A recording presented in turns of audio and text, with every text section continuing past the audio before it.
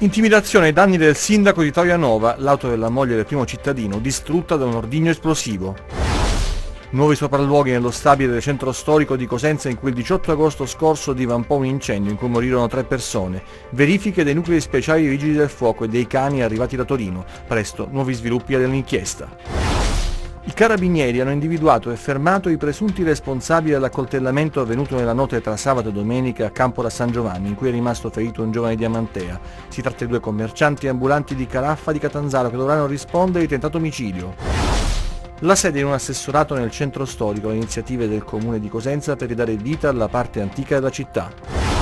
Protestano i tifosi della Vibonese contro la Lega per il mancato ripescaggio della squadra in Serie C. I supporter dei rossoblu si sentono presi in giro.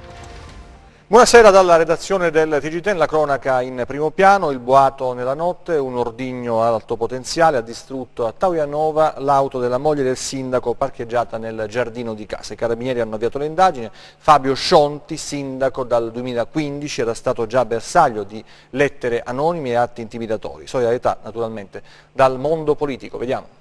L'esplosione nella notte, i vetri delle finestre in frantumi, l'auto, una Toyota Yaris sventrata, i pezzi di lamiere scaraventati lontano dall'abitazione del sindaco di Taujanova, vittima di un atto intimidatorio. La macchina della moglie di Fabio Scionti era parcheggiata nel giardino di casa. Per gli inquirenti non ci sono dubbi, è stato utilizzato un ordigno ad alto potenziale. Pochi minuti dopo la mezzanotte, l'inferno, sul posto gli artificieri della sezione scientifica del comando provinciale dei carabinieri, le indagini condotte dai militari dell'Arma di Taujanova. Scionti è stato eletto sindaco nel novembre del 2015 e ricopre anche il ruolo di consigliere della città metropolitana, un compito non facile per il primo cittadino che è stato bersaglio di lettere anonime con minacce. Poi nei mesi scorsi l'avvelenamento del cane che teneva libero vicino la sua abitazione. Sono state le prime parole del sindaco ancora sotto shock. Anche al predecessore di Scionti, Mimmo Romeo, era toccata la stessa sorte. Un clima pesante, quello che si respira nel centro del Reggino, un gesto di inaudita barbarie, l'ha definita il segretario del PD Magorno, che ha condannato quanto accaduto, condanna espressa anche dal presidente del Consiglio regionale Nicola Irto, che ha parlato di uno dei fatti più gravi ai danni di amministratori pubblici avvenuti negli ultimi anni. Va ricordato infine che a Taujanova il Consiglio Comunale è stato sciolto per ben 3 volte per infiltrazioni mafiose prima delle elezioni di Scionti. Torniamo nel centro storico di Cosenza, torniamo sul luogo del rogo che ha ucciso 3 persone, ci sono tornati anche i vigili del fuoco, ma questa volta i nuclei speciali e anche i cani arrivati da Torino. Presto nuovi sviluppi dall'inchiesta, sentiamo. Ecco i nuovi sopralluoghi nello stabile di Corso Telesio a Cosenza, teatro della tragedia avvenuta il 18 agosto scorso e costata la vita a 3 persone. Roberto Golia, Antonio Noce, Serafina Speranza e il loro cagnolino morirono bruciati. Questa casa diventò per loro una trappola letale. Sono passate poco più di 2 settimane e ancora nell'aria è forte l'odore di bruciato. Fu un rogo di origine dolosa? Qualcuno appiccò quell'incendio? E perché?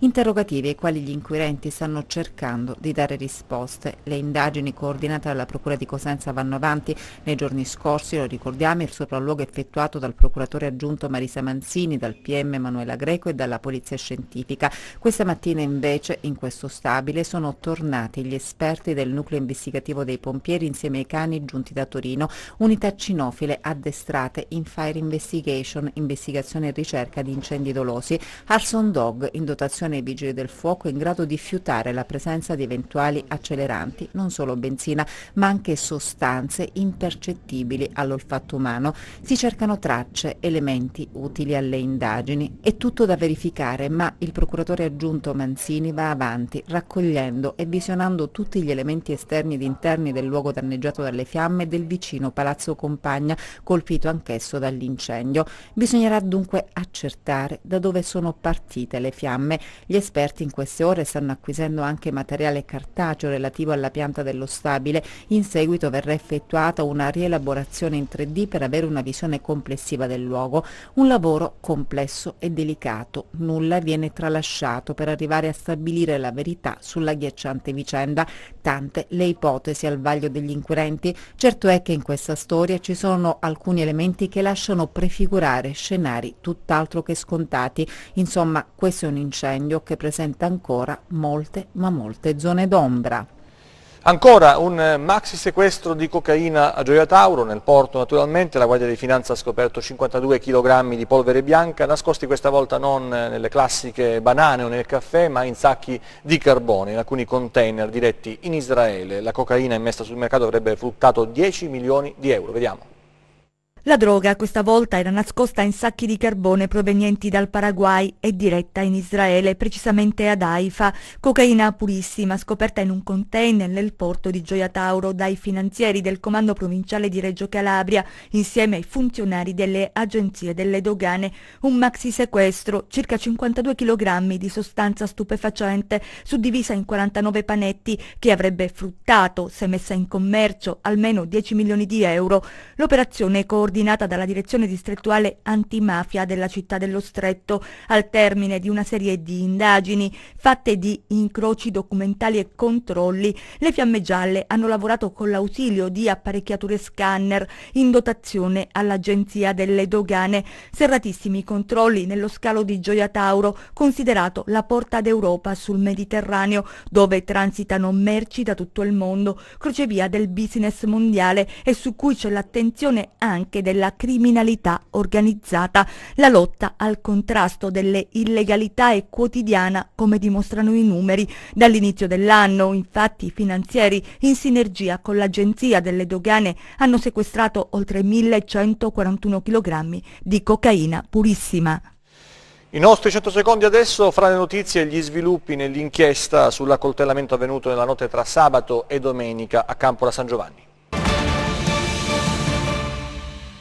Fermate dai carabinieri 2 persone per il ferimento avvenuto nel corso della festa patronale di Campola San Giovanni nella notte tra sabato e domenica. Si tratta di 2 commercianti ambulanti di Caraffa di Catanzaro, accusati adesso di tentato omicidio. I 2, al culmine di un diverbio, avrebbero accoltellato un 31enne di Amantea colpendolo all'addome. Scontro tra una motoape e una vettura a San Gregorio di Pona nel Vibonese. Muore un uomo di 58 anni. La vittima, a bordo della sua motoape, stava andando a lavorare nei campi quando, poco fuori il centro abitato, sulla strada che conduce a Vibo, si è scontrato contro l'automobile. È stato lo stesso conducente dell'auto a prestare i primi soccorsi. Il 58enne è stato trasportato prima all'ospedale di Vibo e poi a quello di Catanzaro. Nella notte però il decesso, in corso accertamenti sulle cause dell'incidente.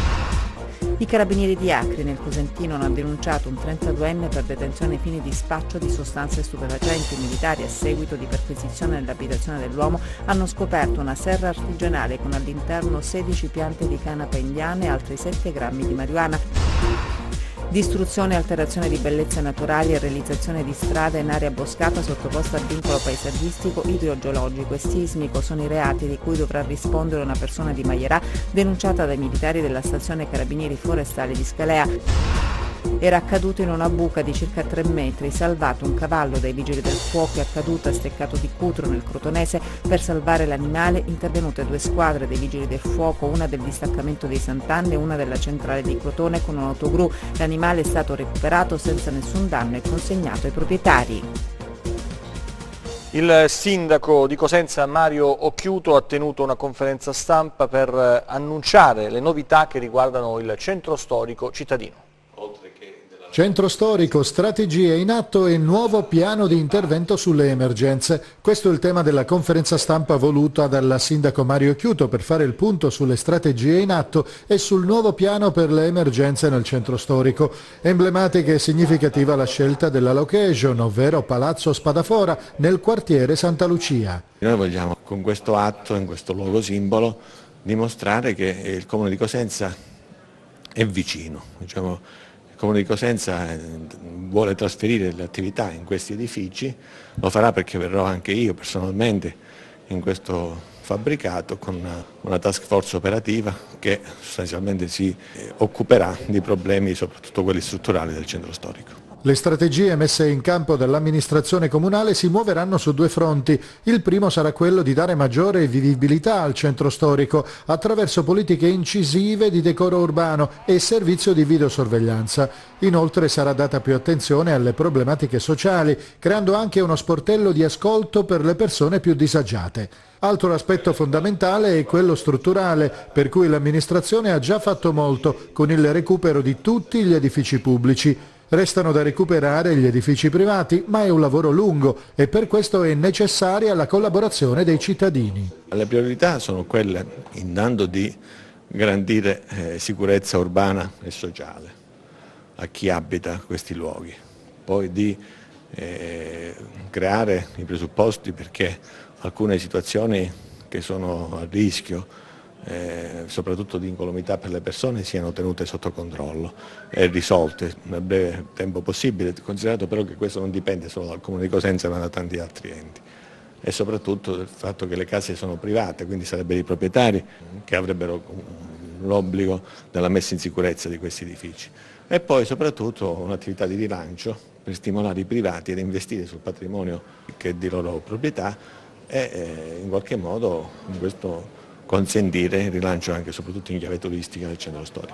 Per la riqualificazione del centro storico, infine, è necessaria una strategia complessiva che abbia come obiettivo primario quello di riportare le attività nella città antica. Solo così sarà possibile riportare la vita. Nelle giornate di manifestazioni del centro storico estive, io vedevo i ragazzi che si inerpicavano nei tunnel, nelle gradinate, cioè che con curiosità guardavano a un'altra parte della città che non conoscevano. È il percorso che dobbiamo svolgere tutti insieme.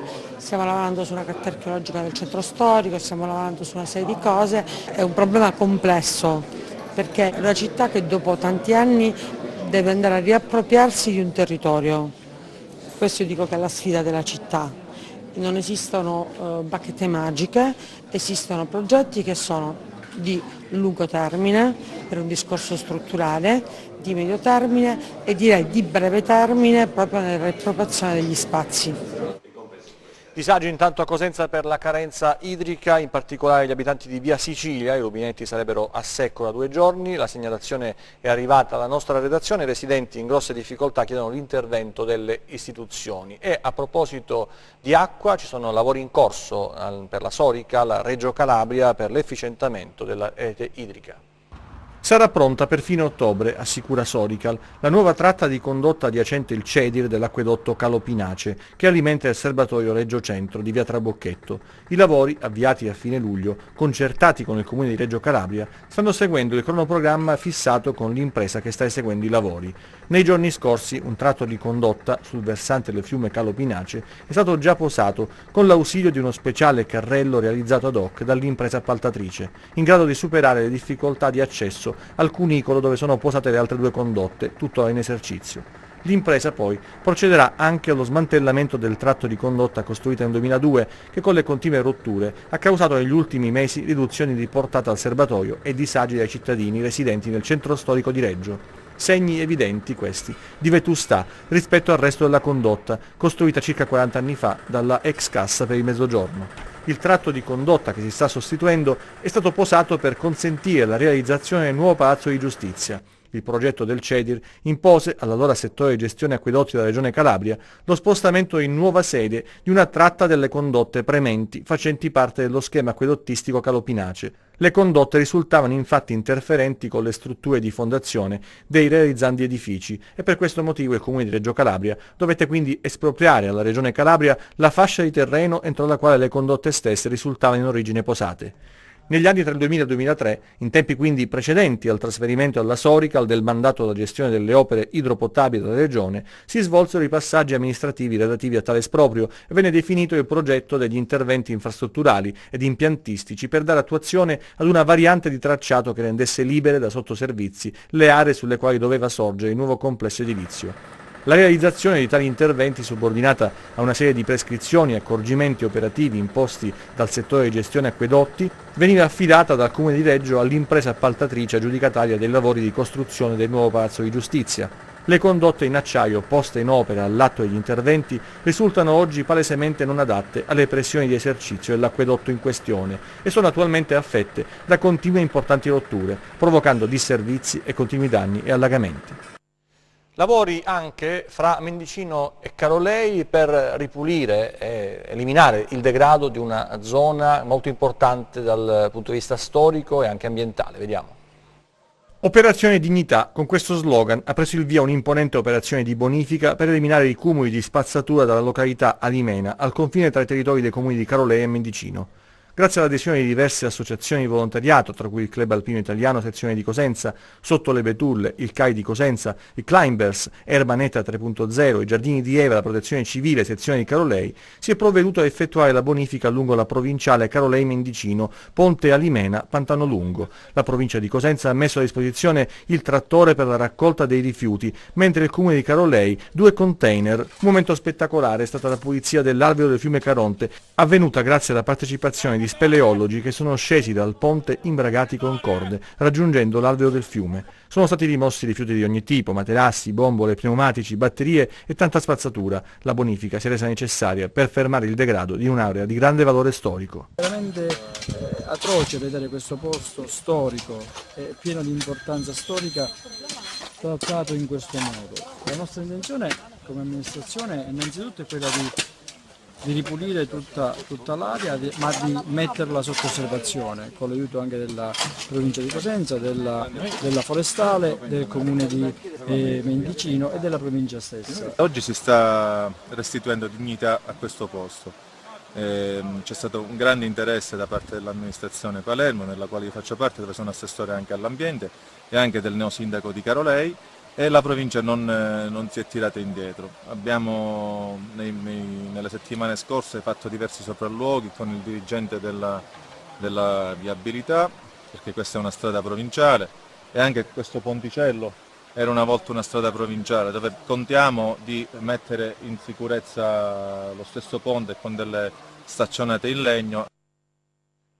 Questo quanto avviene fra Mendicino e Carolei. Andiamo sulle agenzie perché il cadavere di un uomo di 58 anni è stato trovato all'interno di una roulotte parcheggiata nelle vicinanze della sua abitazione a Simeri Crichi. La morte dell'uomo, che era separato, viveva da solo e spesso dormiva all'interno di questa roulotte, risalirebbe almeno un paio di giorni. A trovare il cadavere in avanzato stato di decomposizione sono stati alcuni parenti che, allarmati per il fatto che il loro congiunto non rispondeva alle telefonate. L'uomo, che non aveva problemi di salute, sarebbe morto per cause naturali. Si pensa a un malore improvviso, sul corpo non sono state rilevate lesioni o segni particolari. Il PM ha comunque disposto l'autopsia che verrà eseguita nelle prossime ore. Sul posto sono intervenuti i carabinieri della compagnia di Sellia Marina. E adesso andiamo a Vibo Valentia per parlare di calcio, per parlare della protesta dei tifosi della Vibonese che attendevano buone notizie, ossia il ripescaggio della squadra in Serie C, una vertenza davvero strana, una situazione spinosa che davvero fa dannare i tifosi della Vibonese con questa squadra sospesa fra Serie D e Serie C. Vediamo. La vicenda della legittima riammissione della Vibonese in Serie C, per come è motivata dalla Corte Federale d'Appello, supera i confini del paradosso e arriva nel grottesco, nel momento in cui la stessa FIGC insieme alla Lega decide di impugnare la sentenza emessa da un suo organo, ricorrendo dinanzi al collegio di garanzia del CONI per chiedere la sospensiva del provvedimento. Se il CONI dovesse giudicare ammissibile il ricorso di FIGC e Lega Pro, la Vibonese dovrà tornare a giocare in Serie D, un assurdo giuridico oltre che sportivo. In Italia io credevo che le sentenze esecutive venissero rispettate. A 10 giorni da questo si richiede di fare un ricorso, di sospendere una sentenza che parlava chiaro, 9 pagine dove erano inattaccabili a favore nostro, dove dicevano che eravamo in Lega Pro, lo siamo ancora, in Lega Pro, è giusto fare un po' di chiarezza, però la federazione ha fatto un ricorso in poche parole contro se stessa al fine di, secondo me, di far perdere tempo, di far allungare i tempi nel modo di dire sì, avevate ragione, il Messina è arrivato ultimo, non aveva la fiduzione, però ormai è troppo tardi per ammettervi a partecipare a questo campionato perché sono iniziate troppe partite e quindi sarebbe in un certo senso falsato. Da ieri sera, dal momento in cui si è sparsa questa notizia, i tifosi stanno protestando stringendosi intorno alla società, così come concretamente fatto questa mattina con una rappresentanza che si è radunata fuori lo stadio. Resta incredibile quello che ci sta succedendo. Mi auguro che al più presto si risolva questa situazione perché vogliamo parlare di calcio giocato e la Vibonese merita di ritornare in Serie C. Io sono offeso come cittadino perché sono stato violentato in quello che è il segno della nostra città e il nostro stile, solo perché siamo una città civile che non ha protestato in maniera violenta, ma si è affidata alla giustizia anche per lo stile che distingue il presidente Caffo, ma soprattutto questa società, una società virtuosa sotto tutti gli aspetti. Ma qua c'è una lesione della dignità del cittadino vibonese, quindi ci deve essere una mobilitazione generale, vengono messi in discussione i livelli occupazionali. C'è una situazione grottesca. Io penso che sia l'unica volta nella storia del calcio che succede una cosa del genere, ma soprattutto che viene praticata un'ingiustizia. E l'arroganza del presidente Tavecchio sta nel fatto che addirittura chiede la sospensiva dell'esecuzione di una sentenza di un suo organismo, da lui firmata, tra l'altro controfirmata. Cioè ci troviamo veramente in un paradosso. Un vero e proprio paradosso, hanno ragione i tifosi della Vibonese, adesso il meteo.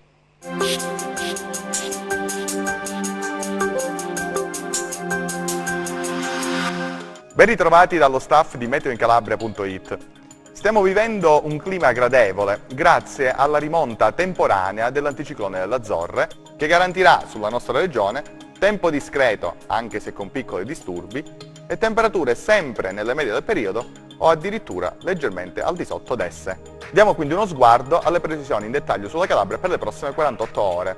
Mercoledì nuvolosità sparsa con possibilità di qualche fenomeno, comunque poco significativo, su Pollino, Sila e Serre Vibonesi. Dalla serata arrivo di velature da nord. Temperature ancora leggermente sotto le medie, ma in generale leggero rialzo, tranne sui litorali ionici reggini, ove le massime potrebbero un po' abbassarsi. Analizziamo adesso lo stato di mari e venti. Mercoledì mari poco mossi ovunque, ventilazione di direzione variabile, a tratti moderata sui bacini ionici cosentini, crotonesi e catanzaresi, debole sui restanti mari. Per ulteriori approfondimenti vi rimando, come di consueto, al nostro sito internet www.meteoincalabria.it e alla nostra pagina Facebook Meteo in Calabria. Bene, la puntata odierna termina qui, grazie ed arrivederci al prossimo appuntamento. TG che finisce qui, grazie per la vostra attenzione, arrivederci alle prossime edizioni.